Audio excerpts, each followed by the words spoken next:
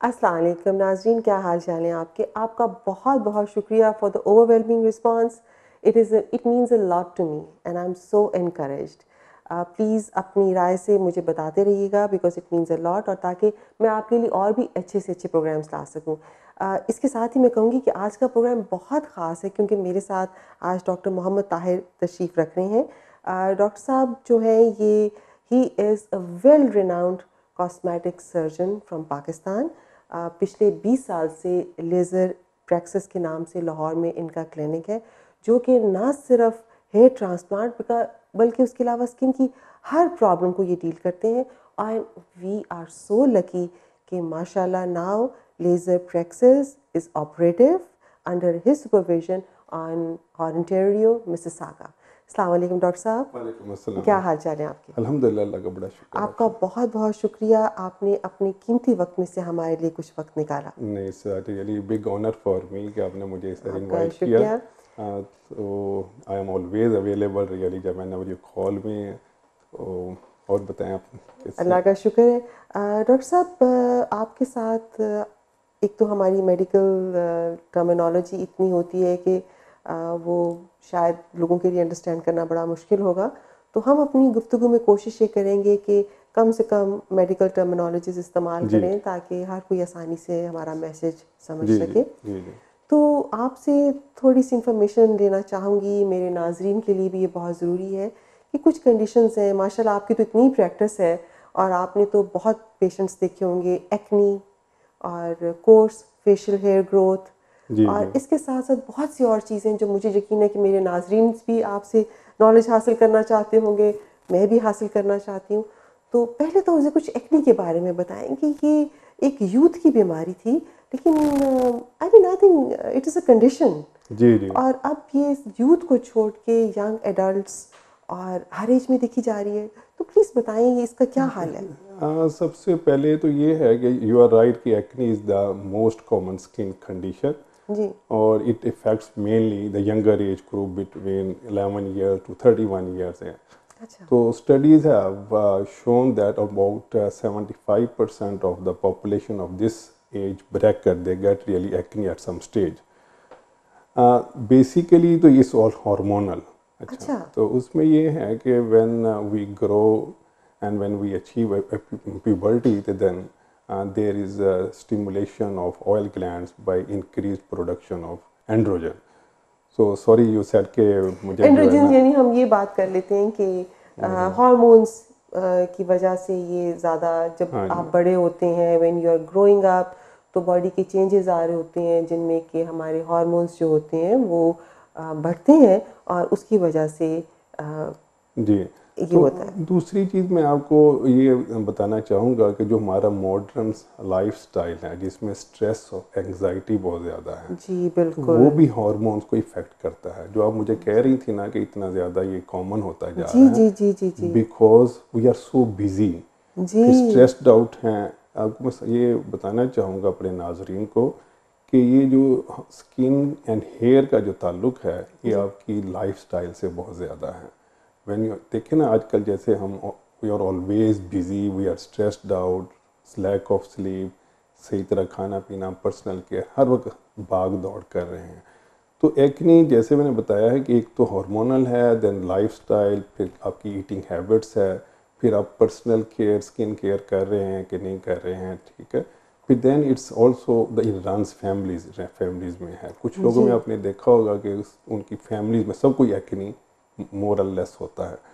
तो उसमें ये है कि सबसे पहले तो we need to really guide our नाजरीन जो है ना उनको बताना पड़ेगा कि जब ये शुरू होने लगे acne they need to be careful, क्योंकि acne is not dangerous but लेकिन जब ये स्कार छोड़ता है ना जी जी। दैट इज़ द प्रॉब्लम, ठीक है ना। ओके। उसमें फिर देखिए जब एक्नी हुआ वो एज ग्रुप में हुआ जबकि they are very sensitive of their appearance, जी तो फिर वो होता ही है कि वो बेचारे थोड़े से और पैनिक होते हैं और स्ट्रेस्ड आउट होते हैं, तो एक्नी और वर्स होता जाता है।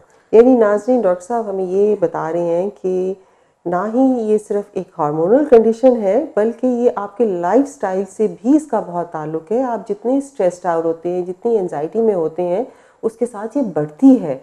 और जैसे भी डॉक्टर साहब ने फरमाया कि एक्नी आमतौर पे हमें हिट उस एज में करती है जब हम अपनी लुक्स के बारे में बहुत ही ज़्यादा कॉन्शियस होते हैं और उसके एक्नी की अपीयरेंस के साथ और एंजाइटी होती है, तो वो एक विशियस साइकिल में हम फंस जाते हैं। जी डॉक्टर साहब, अब आगे बताएं। जी, तो उसमें ये है कि एक तो कि इसको रोका कैसे जाए। जी बिल्कुल। देखिए, क्योंकि इसका जो एंड रिजल्ट है, एक तो जब आपका लैक ऑफ कॉन्फिडेंस और जो है ना आपकी सेल्फ एस्टीम वो अफेक्ट होती है, लेकिन जब वो स्कार्स हो जाते हैं ना, जी जी फिर sometimes difficult to treat completely, बिल्कुल क्योंकि सही। स्कार का भी जो ट्रीटमेंट है that depends on the depth of the scar कि वो कितना है, ठीक है अच्छा। ना। जो सुपरफिशियल हैं they get really corrected easily, लेकिन जी जो मीडियम डेप्थ के हैं या डीप हैं समटाइम्स वेरी डिफ़िकल्ट, तो वो फिर क्लाइंट बाद में they feel really very depress, और इसके सो इसे has got psycho social impact as well. सही। तो उसमें ये है कि तो skin care is very important, जी अच्छा क्लींजर यूज़ करें ताकि ऊपर डेड सेल्स अकोमुलेशन ना हो।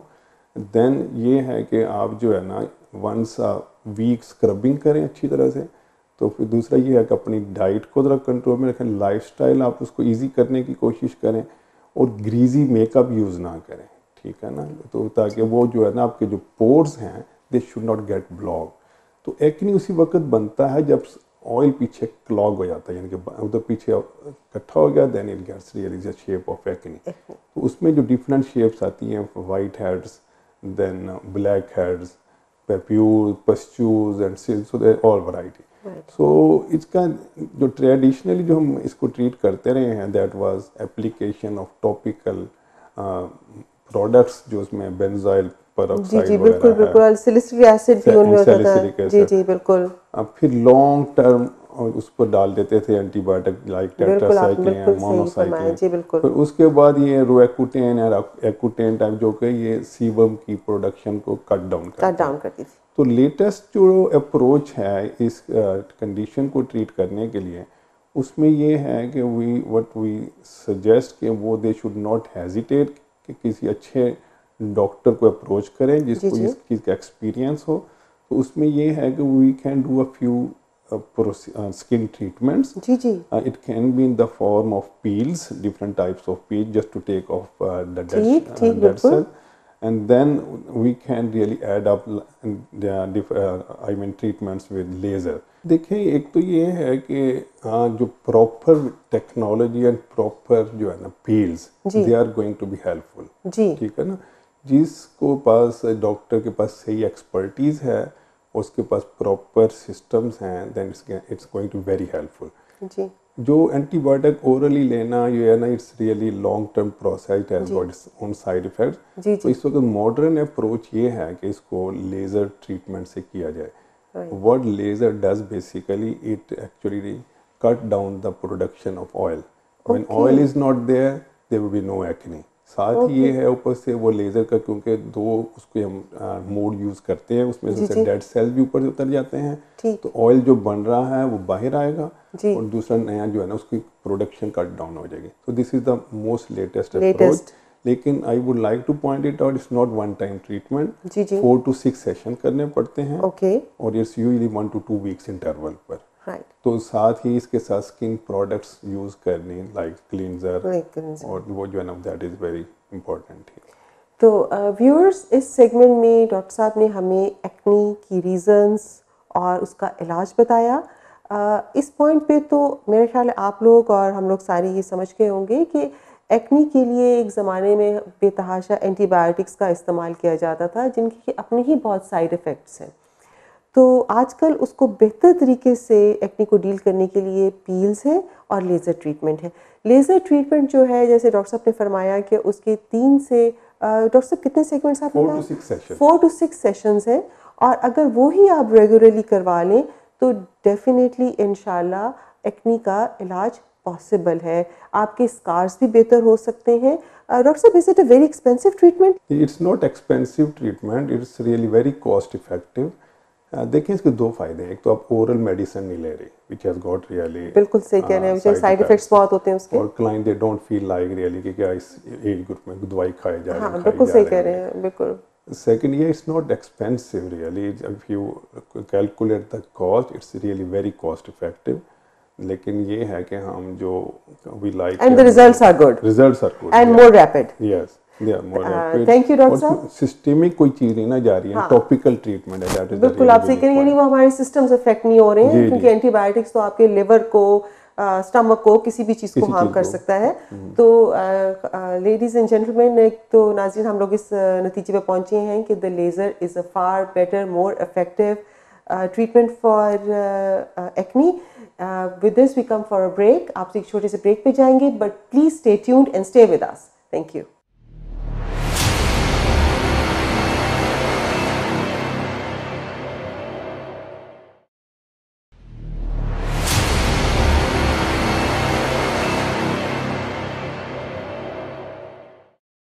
Welcome back viewers. अभी पिछले सेगमेंट में हमने डॉक्टर साहब से एक्नी के बारे में मालूमात हासिल की थी। इन्होंने हमें काफ़ी कुछ बताया कि एक्नी का लेटेस्ट ट्रीटमेंट क्या है और क्या चीज़ हमें नहीं करनी चाहिए और क्या करना चाहिए।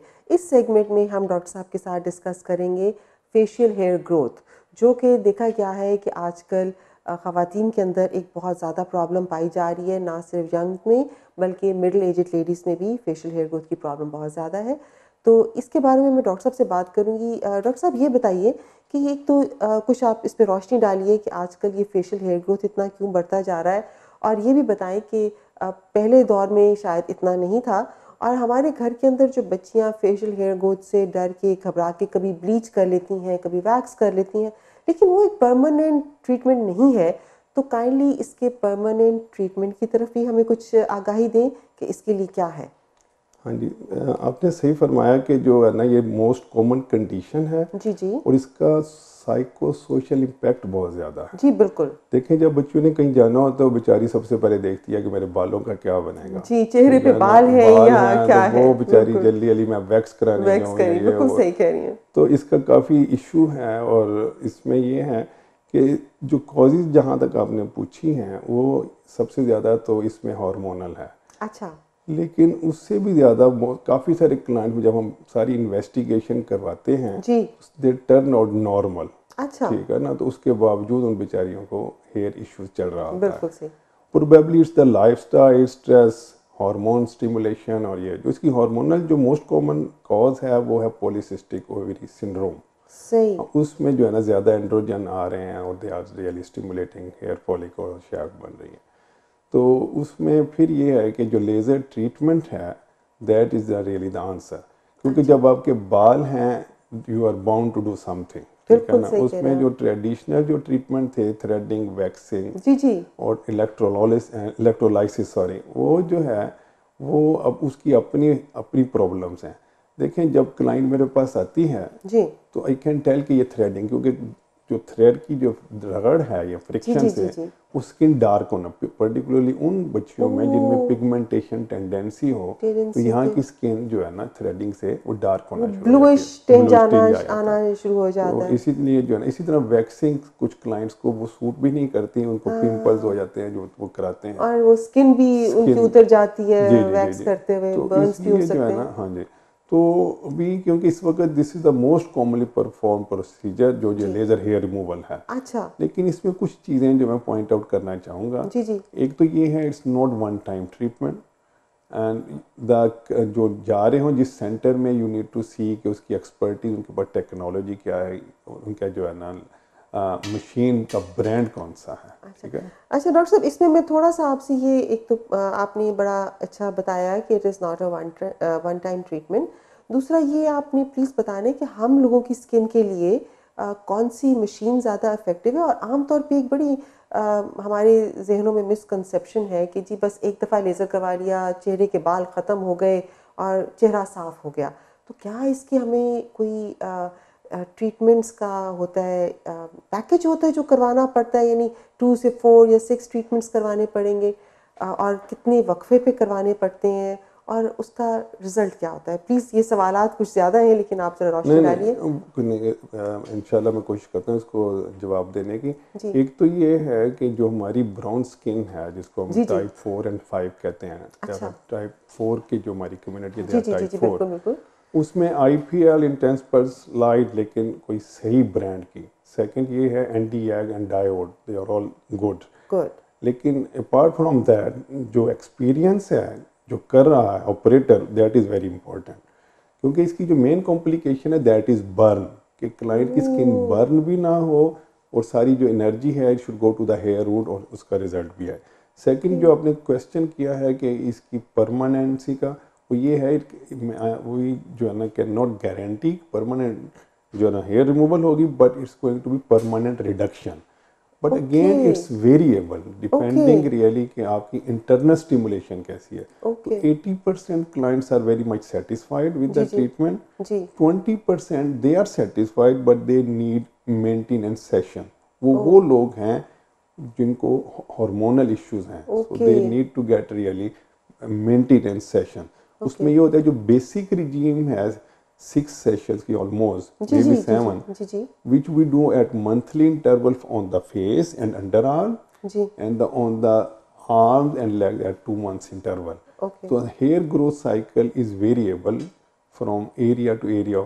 So face पर it's monthly. इस मंथली। But तो डॉक्टर साहब इसमें ज़रा सा आप गाइड करें हमारे व्यूअर्स को कि ये तो आपने कहा कि कुछ लोगों को इसकी मेंटेनेंस की ज़रूरत होती है और कुछ लोगों में ये कम हो जाता है, तो कम तो दोनों में ही हो जाता होगा, like people with hormonal problems जिनको है या जिनकी वैसी ग्रोथ है, तो बाल ख़त्म तो नहीं होंगे, लेकिन जहाँ पे उनकी एक एम्बैरेसमेंट होती है कि जी चेहरे पे बाल हैं, तो ये बाल इस हद तक साफ हो जाते हैं कि आपको अगर हो भी तो नज़र नहीं आएंगे या फील नहीं होंगे जी प्रॉबेबली। जी जी, देखिए ये उसमें ये है कि इन द वर्स्ट सिनेरियो जी laser treatment is going to improve the improve quality of skin and the texture और द हेयर। जो बाल हैं वो अगर नहीं भी गए तो बारीक हो जाएंगे, इनविजिबल हो जाएंगे। तो ओके वो भी विन विन पोजीशन है। देखिए बिल्कुल अदरवाइज तो बेचारी बच्चियां, कई काफ़ी सारी क्लाइंट्स आती हैं जो शेव करती हैं, बिल्कुल आपने सही फरमाया, लाइक बिल्कुल द सही मैन फरमाया। दे डू इट, जी जी ठीक है ना। या उन बेचारियों को दूसरे तीसरे दिन थ्रेडिंग वैक्सिंग, उनकी हेयर ग्रोथ बड़ी फास्ट होती है। तो ठीक उसमें ये है जिनको हार्मोनल इश्यूज हैं दे टेंड टू कि उसको ट्रीट किया जाए। उसको हमारी ये होता है कि उनको प्रिस्क्रिप्शन जो है ना ड्रग्स दी जाती हैं। सेकंड ये है कि they should lose their weight, अगर they are okay fat, if they are ठीक है, फैट दे हाँ, शुड तो वो lose it. Lose their weight. अच्छा नाजरीन, इस सेगमेंट में जैसे कि हम डॉक्टर साहब से लेज़र्स के बारे में, हेयर रिमूवल के बारे में बात कर रहे थे, तो ये देखें कि इस पूरी हमारी जो गुफ्तगू एक लुब लबाब ये हुआ कि laser hair treatment is the best treatment for hair removal, बजाय इसके कि हम उनको वैक्स करें, थ्रेड करें, उसे हम अपनी स्किन को ज़्यादा नुकसान पहुंचा सकते हैं। आप सोचें, जब आप स्किन को वैक्स कर रहे हैं तो आपकी स्किन पुल हो रही है, और जब स्किन पुल होगी तो उसके अंदर वही, जैसे हमने पिछली दफ़ा एक्नी को टच किया था, एक्नी के चांसेस बढ़ सकते हैं। जब हम थ्रेड करते हैं तो स्किन के अंदर आपकी पिगमेंटेशन ज़्यादा हो सकती है, आपकी स्किन ब्राउन हो सकती है, सॉरी ब्लूइश स्किन ज़्यादा हो सकती है। It can cause lots of problems, यानी ठीक होने के बजाय आप वर्स जाएंगे। तो why not get the hair removal done through laser. और जैसे एक और डॉक्टर साहब ने बात कही कि लेज़र ट्रीटमेंट भी करवाने के लिए बेस्ट चीज़ ये है कि अंडर द सुपरविजन, या आपका जो लेज़र करने वाला जो टेक्नीशियन है वो प्रॉपर ट्रेंड है, under the supervision of a doctor करवाएं, तो I think nothing like it. क्यों डॉक्टर साहब, क्या ख्याल है जी जी आपका? बिल्कुल, ताकि उसकी जो कॉम्प्लिकेशन जी है जी बर्न की जी वो अवॉइड हो सके। क्योंकि बर्न हो गया तो then there will be there is a chance कि अभी उधर आके ना पिगमेंटेशन हो सकती है इन पिगमेंटेशन हो आवर सकती है। टाइप ऑफ स्किन, ठीक है। ठीक है, with this we come to the end of this segment, so viewers, don't go away, stay tuned for more knowledge regarding our skin. Thank you so much.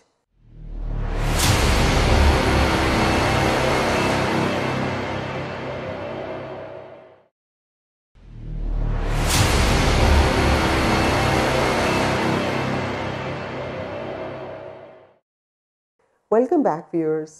अब इस वक्त इस सेगमेंट में हम डॉक्टर साहब से एक और बड़ा सेंसिटिव टॉपिक जो है ना वो डिस्कस करेंगे। और लाइक एवरीबडी, हम सब का दिल करता है कि खुश शक्ल, स्मार्ट और अच्छे लगें। इन चीज़ों के लिए हमने डॉक्टर साहब से पहले एक्नी के बारे में भी बात की, और हेयर रिमूवल के, फेशियल हेयर रिमूवल के बारे में बात की। तो रिज़ल्ट और नतीजा तो यही निकला कि जी इन सब का सबसे अच्छा ट्रीटमेंट जो है ना वो लेज़र ही है, बिकॉज इससे कोई ज़्यादा साइड इफ़ेक्ट्स भी नहीं है, कुछ भी नहीं है, और आपको रिज़ल्ट्स जो है ना वो मच फास्टर मिलते हैं, बजाय इसके कि आप कोई दूसरे तरीके इस्तेमाल करें। डॉक्टर साहब, इस सेगमेंट में आपसे मैं ये एक और बात करना, आपसे डिस्कस करना पसंद करूँगी, वो है आपकी स्पेशलिटी भी है माशाल्लाह बहुत ज़्यादा इसके अंदर, you are a very renowned hair transplant surgeon. तो ये बताएं कि ये जो हेयर फॉल है फिर हेयर ट्रांसप्लांट है, ये किस तरह से सारा कुछ है, लाइक हेयर फॉल कैसे हो रहा है, फिर वो किस लेवल पे जाके आपका हेयर ट्रांसप्लांट होता है? देखिए हेयर फॉल भी जो है ना, एक तो सबसे पहले मैं ये पॉइंट आउट करना चाहूँगा कि हमारे जो हेयर हैं they shed off on daily basis, it's because of the hair growth cycle. तो 50 से 100 बार रोज़ाना गिरना is normal, as long as पीछे से दोबारा नए हेयर शेफ्ट ग्रो हो रही है। जी बिल्कुल। उस वक्त हेयर लॉस जो है ना प्रोमिनेंट या विजिबल होना शुरू होता है जब ये हेयर ग्रोथ साइकिल डिसरप्ट हो जाता है, या कुछ ऐसी मेडिकल कंडीशन हैं जिसमें हेयर फॉलिकल डैमेज हो जाए, जो कि स्किन कंडीशन हैं, ठीक है ना, और जिसमें वो शेफ्ट बना ही ना सके, ठीक है ना। तो इसमें भी अगेन जो कॉमन कॉज है वो जेनेटिक्स है, जैसे जिसमें फैमिलीज में रन करती है बॉल्डनेस, पर्टिकुलर इन मैन, और उसमें इसको हम कहते हैं एंड्रोजेनिक एलोपेशिया। जी। तो फिर उसके अलावा जो thyroid gland is very important के लिए, फिर different types of vitamin deficiency ये जो हैं उसमें, या खाना पीना बैलेंस ना हो उसमें, फिर उसमें कुछ हार्मोनल जो है ना कंडीशन दूसरी, जैसे कि मीनोपॉज की तरफ जा रहे हैं, या प्रेगनेंसी हुई या चाइल्ड बर्थ, या उसके बाद भी एक टेम्पर, लेकिन that recovers, that is temporarily. सही, ओके। वो उसमें ये नहीं है कि that is going to cause permanent damage नहीं है उसमें, क्योंकि आता है एक स्पेल, जैसे आपने प्रेगनेंसी डिलीवरी हुई, हेयर फॉल ज़्यादा हुआ, फिर मेनोपॉज पे जाके इसी तरह कोई कोई बहुत आपको जैसे होता है ना कि स्ट्रेस में रहें, उसमें हेयर फॉल हो जाता है, ठीक है। तो दूसरी कुछ स्किन कंडीशंस हैं उसमें, जैसे ऑटोइम्यून डिजीज़ है जिसको एलोपेशिया एरेटा, जिसमें सर्कमस्क्राइब जो है ना पैच बन जाता है, इसको बालचिट कहते हैं। ओ बिल्कुल बिल्कुल दैट सही। इज ऑटोइम्यून, ठीक है ना। अच्छा। उसमें usually it recover and inject locally जो है ना स्टीरॉयड, उससे it come back, that is autoimmune. Okay जी जी। लेकिन मोस्ट कॉमन कॉज जो है वो हार्मोनल ही है, ठीक है। उस it runs in the families. तो अच्छा। उसमें जो है कि आजकल जो इसका हम जो कर रहे हैं, इसको ट्रीट कर रहे हैं, इफ़ दे कम अर्ली तो हम उसको PRP जो है उसको कर रहे हैं, which is basically platelet rich plasma. तो ये आप डॉक्टर साहब किस तरह से होता है, यानी प्लेटलेट्स आप कहीं बाहर से लेते हैं नहीं या नहीं क्या नहीं इसका है नहीं तरीका? डॉक्टर साहब ये वो आपके ये जो क्लाइंट है उसी का ही ब्लड विड्रॉ करते हैं, जी। उसको फिर हम सेंट्रीफ्यूज करते हैं और उसमें से वो प्लेटलेट रिच प्लाज्मा अलहदा हो जाता है। ओके। तो उसके लिए फिर हमारे पास एक स्पेशल गन है जिससे हम इंजेक्ट करते हैं, अच्छा। जहाँ तक स्पेसिफिक डेप्थ तक जाना हो। तो ओके। उससे ये है कि उसके फ्यू सेशन 4 to 6 सेशन अगर आप कराएं, उससे आपका हेयर फॉल कम हो जाता है, hair shaft they get strong. तो that is okay. One of the option we can do. दूसरा ये है कि बहुत ज़्यादा मेडिकेटेड शैम्पू और ये वो नहीं ठीक नहीं ठीक ठीक इस्तेमाल करें। ठीक ठीक। और तीसरा ये है कि अगर जैसे हेयर लाइन रिसीड हो गई है जी जी। तो फिर उसमें हम हेयर ट्रांसप्लांट तो की तरफ इसका जाते हैं। मतलब तो ये viewers, this is such a good thing कि जब आपके बाल गिर रहे हों और आप उनको वक्त पे अगर पकड़ लें, डॉक्टर साहब बैठे हुए हैं जनाब यहाँ पे, इनसे रुजू कर लें बेशक, और आप अपना PRP ट्रीटमेंट करवा रहे हैं। PRP treatment seems to be, मुझे तो बहुत मज़े की चीज़ लगी, क्योंकि जैसे आपका ही ब्लड है, आप ही के ब्लड को सेंट्रीफ्यूज करके उसका प्लाज्मा, यानी जो आपकी वाइट कलर का प्लाज्मा, रेड सेल्स को और प्लाज्मा को अलग कर दिया जाता है। डॉक्टर साहब वाइट कलर का होता है प्लाज्मा नहीं या नहीं its light yellow colour. Light yellow colour का प्लाज्मा, वही आपके, और उसके साथ कुछ और मिलाते हैं या उसी को इंजेक्ट करते हैं? नहीं उसी को इंजेक्ट करते हैं। उसी से ये है कि क्योंकि अगर उसमें कुछ और मिलाएं तो गेट्स मोर पेनफुल। पेनफुल। लेकिन उसी तरह से हम जो है ना, क्योंकि क्योंकि we inject immediately, ji ji.